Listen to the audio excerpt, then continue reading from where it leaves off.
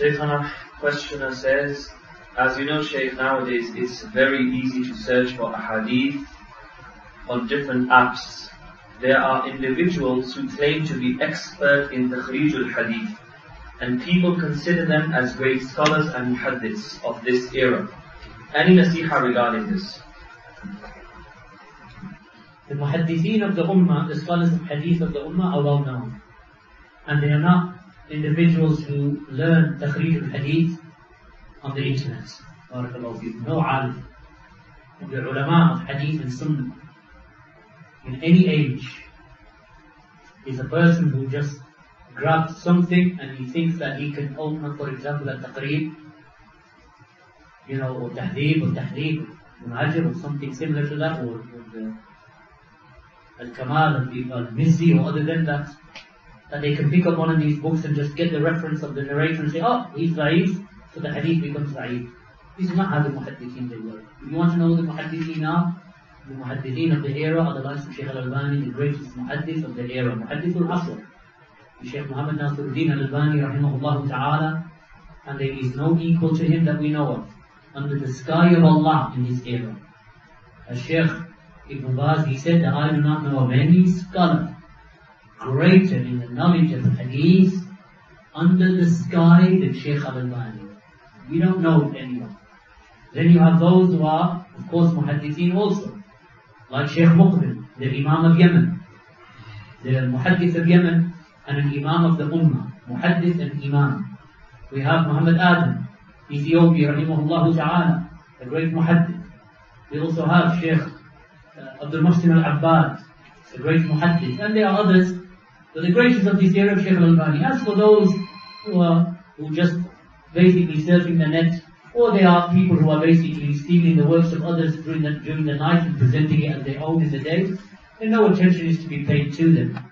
And likewise those who make tatabbu', that what they're doing is that they are reading the books of Al-Albani just to look for mistakes, to show the weakness of Al-Albani, or the weakness of Shaykh Muqbil, or the weakness of Muhammad Adam, or other than them from the ulama. Because some of these scholars, they focus upon shuruh, of sharh of hadith, explanation of hadith, like Muhammad Adam, Ethiopia. Even though they do discuss hadith, and likewise Shaykh Abdul Muhsin. Then there are those who are mutakhassisun, that they have takhassus, and they are the ai-imma of hadith of this era. As for the other one, crops up in Islamabad, or in Lahore, or in Delhi, or in Mumbai, or someone pops up in some part of Yemen, and he regards himself to be a muhaddith because he picks up a book and he thinks that he's found this narrator who is da'if, so I'm going to make the whole hadith. And the ulama, they don't work like this. Jamul Asanid, knowing how the ulama that they work through the makhtutat, like Shaykh Al-Albani, he used to go to the original, his tahqir, or his editing of hadith, was not merely based upon opening the books that have already been published. The man was an expert in the makhtutat, in the manuscripts that came down to him through the generations. That's why he had his own key to Maktabatul Zahiriyah, to the Zahiriyah library in Damascus, Shaykh Al-Albani rahimahullah. Shaykh Muqbil likewise, these ulama, they spent decades, over half a century, 60, 70 years. They started at the age of 20, right up until the age when they died, up until 90 years old. These are the ulama of hadith. As for these fake scholars who appear on YouTube and they set up apps for themselves, this is the muhaddith of this area, of this gram, and this is the muhaddith of that village. An alim is known because the ulama, they praise him. Ask the ulama about Muqbil Al-Wadi'i. Ask the ulama of Al-Albani. Shaykh Rabi is a muhaddith, likewise. He was a professor in Takhreej-ul-hadith in the University of Medina. He used to oversee doctorat, PhDs. This is Shaykh Al-Albani in Takhreej-ul-hadith. He has works that have Tadrib-ul-Rawi that he gave khidmah to. This is Imam Rabi'. I forgot to mention him earlier. He's a muhaddith also, and a scholar of hadith. As for these, up and coming, turning up from nowhere, becoming ulama because they have a YouTube channel, pay no attention to them. We know the ulama of Sunnah and Salafiyah. The problem is getting this knowledge out to the people. Okay, we are sitting here, maybe 20, 30, 40, I don't know how many sisters upstairs. It's not easy, to get this knowledge across, because how do you now show a person, compare Al-Albani to these individuals that are appearing on YouTube? They say, oh, we have an Imam also in our little village, and they think that he's like Imam Al-Albani. If you want to know the ulama, if you want to know who is the Yahya bin Ma'in of the era, the Bukhari of the era, the Tirmidhi of the era, the Daraqutni of the era, the Muhammad bin Yahya al-Zuhri of the era, these are your Rabi's and your Al-Albanis. These are the likes of your Ibn Baz's and Ibn Taymiyyah's and Muqbil bin Hadi and Wadi'i. These are your Ahmed al-Najmi's and Zayd al-Madkhalis. These are the ulama. And I know when I mention these names, sometimes the people there scratching their heads, I've never heard this before. But that is the weakness in us.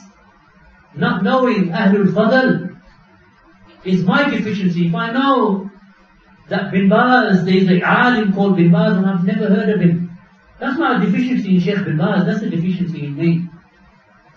Why? Because, I used to say that some of our children, I used to say this decade, maybe 10, 20 years ago, I say if it's dark in the night and a car is approaching towards you, our children can tell you it's dark, headlights are on.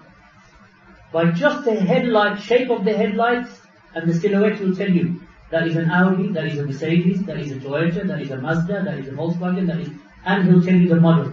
It is an Audi 80, or it is an Audi 90, or it is an Audi, whatever, A5, A6 or whatever they have. Alright, he'll tell you it's a Q5, Q7. And remember this is like 100 meters away in the distance. Bin Baz? Who's Bin Baz?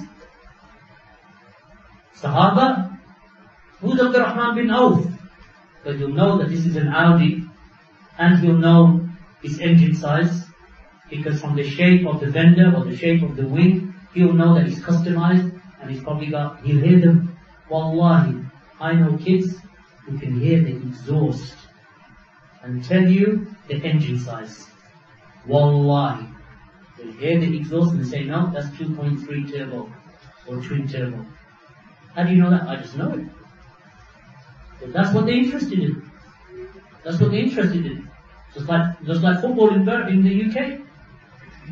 Premier League teams, they'll know the team members of every team in the top flight. Man U, Man City, Liverpool, Arsenal, Tottenham Hotspur, whatever team, they'll know every player and how much he was bought for. They paid 20 million for Fulan. And he's Argentinian. And he started playing football when he was 12 years old by kicking a football can, by kicking a Coca-Cola can. Then he was spotted, and then he was trained. Then he played for Madrid. Then he played for Milan. Then he ended up in Chelsea, and now he plays for Man U, and Man U bought him for 26 million, and they're negotiating how much he gets and how much the agent gets. How do you know that? And you don't know Abdul Rahman bin Auf. And you don't know Abu Ubayd ibn al-Jarrah. You don't know Ahmed ibn Hanbal. You don't know Malik ibn Anas. But you know this about this kafir? How? Because every person is interested in what he loves. This is what he loves. And this is the problem. So therefore, when he sees the Tablighi and the Salafi and the Brahmi and the, Qadiri and the Sahawardi and the Naqshbandi and the Jihadi and the Takhiri and this one, he doesn't know. But you can spot a car 100 meters. People of Sunnah can spot a Deobandi 100 meters. A Sufi 100 meters. A Qaburi 100 meters. A Takfiri, he can smell him. As soon as he speaks, he can smell the stink of the Khawarij. He's ISIS.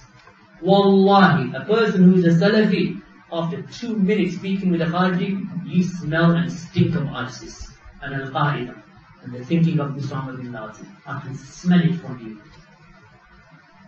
Yes, if you ask me what's that car in the distance, maybe on the 4th attempt, there's only Nissan, Toyota, Volkswagen, you just take a guess. It's bound to be one of them. But alhamdulillah, which is the better ilm? Which is the ilm that is going to help you and protect you? Because these men, like these sisters who go around knocking on doors. Okay, come and knock on my door. Soon as the door is open, Assalamu alaikum, hamari masjid hai, wahan humko bula rahe hain, 40 din ke liye hum ja rahe hain. Enjoy us. I know what you are. Half a minute, I'll figure out what you are. Aap jayen, if you want da'wah, ye kitab le. Here's a book against Jamaat al-Tabligh, jo aap kar rahe hain, ye bidat. This is all wrong, this is falsehood. My sister, read this book, leave this Jamaat, and follow the kitab and the sunnah and the sahaba. This is how we change the ummah. Right, but if our whole life revolves around dunya, so we can't tell the difference between, like the Prophet ﷺ said, هَذَا سَبِيلُ اللَّهِ, this is the straight path of Allah. هَذِهِ سُبُلٌ مُتَفَرِّقَةٌ, these are the divergent paths. عَلَى كُلِّ سَبِيلٍ شَيْطَانٍ يَدْعُو إِلَيْهِ, upon the head of each one of these paths, there is a devil calling you to it. But you don't know. Any one of those from those paths could come to you and you wouldn't know. Any one of them, you think, this one, then the other one comes, then the other one, you don't know the straight path from all of these deviated paths that the Prophet ﷺ mentioned, the hadith of Abdul ibn Mas'ud. So whose fault is that? My fault? Allah subhanahu wa ta'ala has made each one of us responsible. كُلُّكُمْ رَاءٍ وَكُلُّكُمْ مَسْعُولٌ عَنْ رَائِيَتِهِ. Each one of you is a shepherd. And he is responsible over his flock. Each one of us is responsible. So where's your responsibility?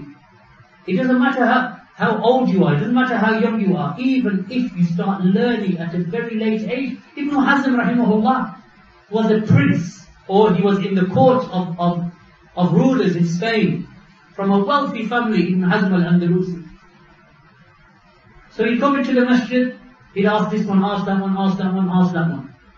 Each one giving him a different answer. He doesn't know which one is the haqq. But by that time he had entered into his middle ages. He's middle-aged by then. So, he said, what am I going to do? So the story goes that he was walking past a waterfall. And on the side of waterfalls there's drips of water. Just one drop. Drip, drip, drip.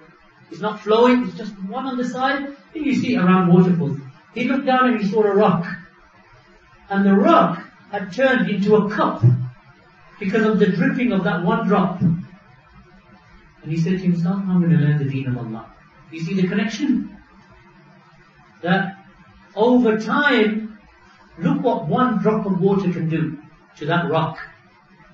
So he started seeking knowledge, and he became from the A'imma of Islam, Ibn Hazm al-Andalusi. He has Allah, he has other books. His books are taught in the University of Medina till this day. Ibn Hazm.